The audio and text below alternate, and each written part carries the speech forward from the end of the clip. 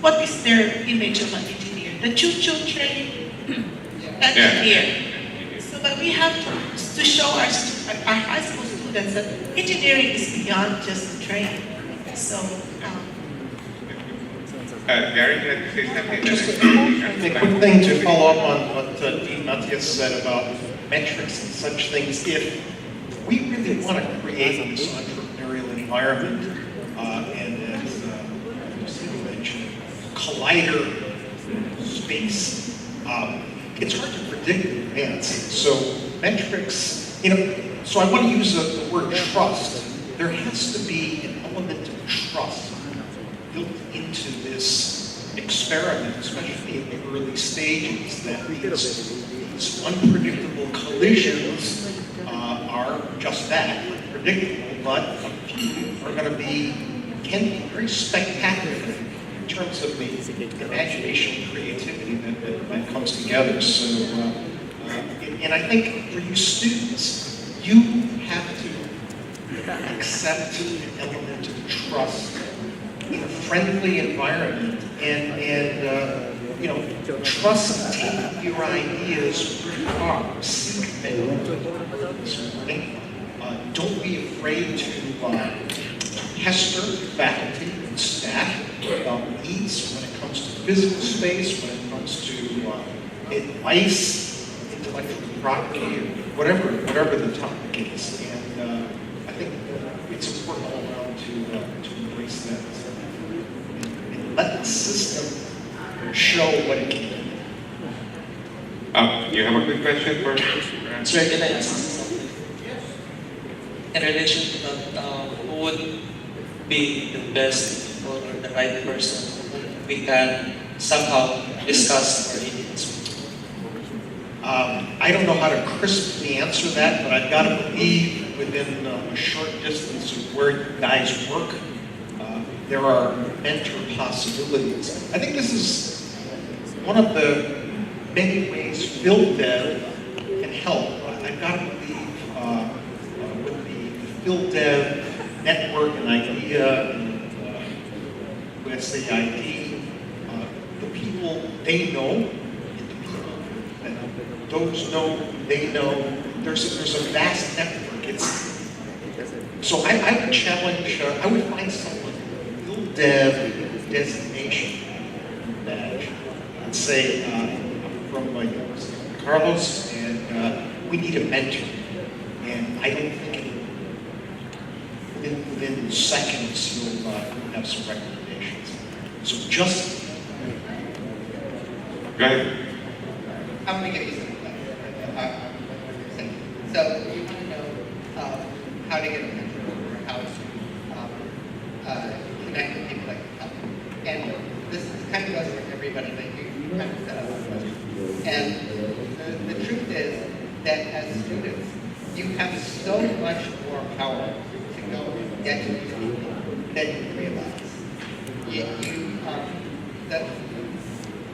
All you really need to know, or all you have to be able to do, is have something that you're trying to achieve. I mean, that's what you have. So if you've got a bit of a purpose, and then you can use any number of tools, Google, whatever, LinkedIn, you can find people you don't know at all. If you can send them a message, you can leave a message with them and say, hi, I'm a student at this place, I'm trying to accomplish X. If there's any sense of passion, if you're trying to do something, and you say, I'd like 10 minutes of your time, or 20 minutes of your time, I'd like, and if you go with the intention, this is what I'm trying to do, I'd like to hear your point of view, and you're going to listen. You can get so many. There's like no limit. You don't actually need anything to get it. You can do it. So basically, sir, it would be preparing the ideas first. Then, after which, you have to. You don't even have to be right. You just have to have something you're trying to do. I noticed the problem. Me and a few other students are trying to work on something. We think that the world would be better if this problem was solved, locally or globally or whatever. we'd like a few minutes of your time. How do you think we could approach this? Who else could we talk to that would be helpful with this? It's really, as soon as we feel empowered. Gary? Sorry, so I'll give maybe a framework, right? Also, if you reach out to people, is that in the end of the day, people will respond if there's a common narrative, right? Either from the same school, same town, same type of verticals. So if you're doing mobile apps, someone doing mobile apps, maybe big data, doing big data. You have to find that something to hook someone to be interested in what you're doing. And also you go in there without a hidden agenda. A lot of times people want to be friends to me, and then in the end they're like, hey, can you give me money for funding? Boom, that's bad. Right? Right? You want to come in there with just a curiosity and really, it's like a teacher, right? Please, I just need a few minutes of your time because I know I can learn from you. Not because you have money, not because you're like, and that's why people, for example, want to talk to like a dad all the time because people, oh yeah, he's a successful guy. But do you know why you want to talk to him besides he's a successful guy? Right? Just to quickly build on what Earl said, you want a relationship, not a transaction. Okay? It should be far, far deep. Transactions, if things go well, it can be in the cards down the road. But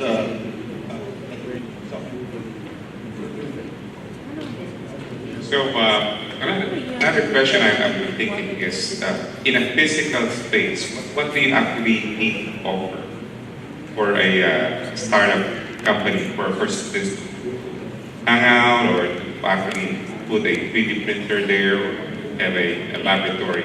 What are some of the requirements or ideas in a physical space for an activity? The ones that we have in the enterprise, definitely the space is at least to provide the startup with a business address where communication and even a telephone number would be contacted. And so under there, we just give them a table, just one table, so that that would be the actual address of the startup. And then there are common spaces like a common conference room where you can have your business meetings or you can entertain content potential investors. And at the same time, the support services like your basic accounting, how to do your books.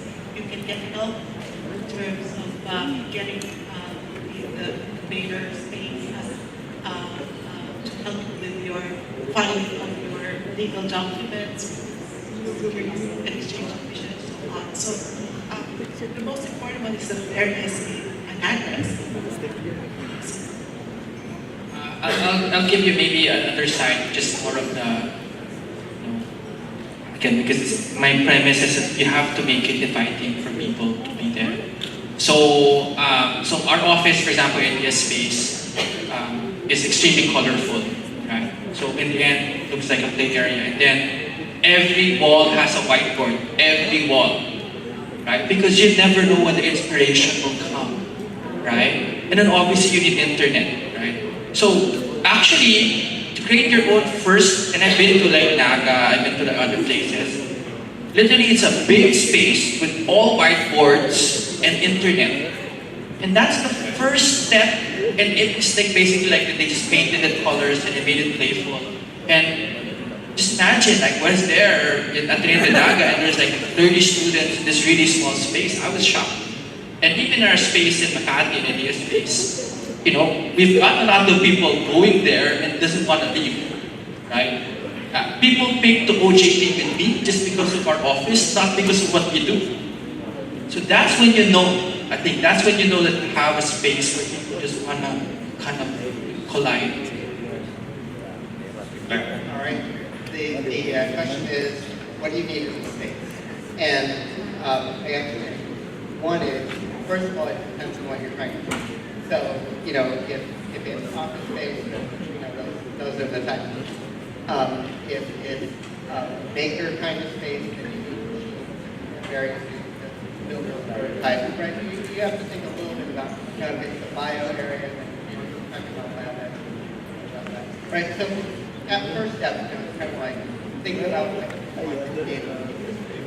But my second answer is more provocative, and that is I see a lot of incubation phases, which I think are too nice. Okay, and what happens is sometimes there's places that are kind of off in the corner. They don't look great, but people can really go high in those places and work on the things that they want to work on. And they're not like lab mice or something that people come by and see them all the time. What's going on? It gives them, it's like people who are really serious, they'll go find those places and they will spend time there. Sometimes universities will do very glossy, super nice things. And I personally think it's a setup because when you make it so nice, then there's an expectation that your results are going to be equivalent to the glossy. Google better come out so nice. That's the way it's organized. And so the more that people did making it great, you've got to live up to the expectation of what's going to come out. And if you can get something that's a little bit more low-key and a little bit more hidden and make it a secret cafe place where the real entrepreneurs are hanging out and talking to each other, anything that comes out is going to be way past expectations. And we're going to say, wow, what a great idea that they did that. By the way, I know a lot of great companies that started from a garage. Think of Hewlett-Packard. So another question is in terms of making it sustainable. As a university, let's say you get an investment from the government or even private donors, and you want to have a model that helps the startup companies formed by students and professors, give them a home, give them books. How do you actually end up, keeping that place open? Let's say usually they charge a lower rent rate, the money aspect. So the money aspect is how does the university sustain such an operation? Yeah, please. We started that. Right. Yeah.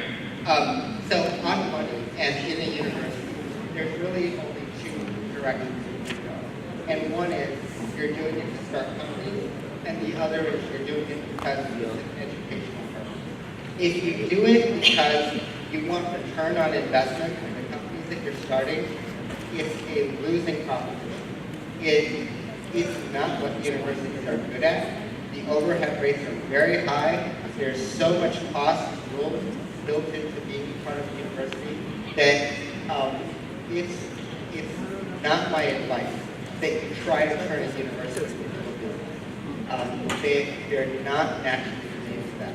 But if you can show that what you're doing in this space is a needed and essential part of real-world education today, then all of the metrics fall in line. Well, of course we have space in universities. We have space to educate people. We measure what we do in certain different number of ways. How much knowledge are we creating? What are our students doing? Are students having good opportunities after they come out of here? If a student tries to do a venture and then they get a great job, that's still a huge success. But if you're only trying to make a business, it's not a success. For a university, it's got to be about education. It can't be about making business. And universities are enduring institutions. They can last for hundreds of years. And the reason is that they end up producing what they do best, which is people, product. Primary product is the student who knows, maybe 10, 20 years from now, they become the CEO of a big company and they say, I got the best start at this university. I'd like to donate $50 million. Probably that's the thing. Anyway, we're almost running out of time, and I really enjoyed the comments of our panelists here. We are, and mostly thank you for being brave enough to sit with us, and we'd like to hear more about your story. So with that, I'd like to thank you. You know, this is a real entrepreneur because he's brave enough to come up here.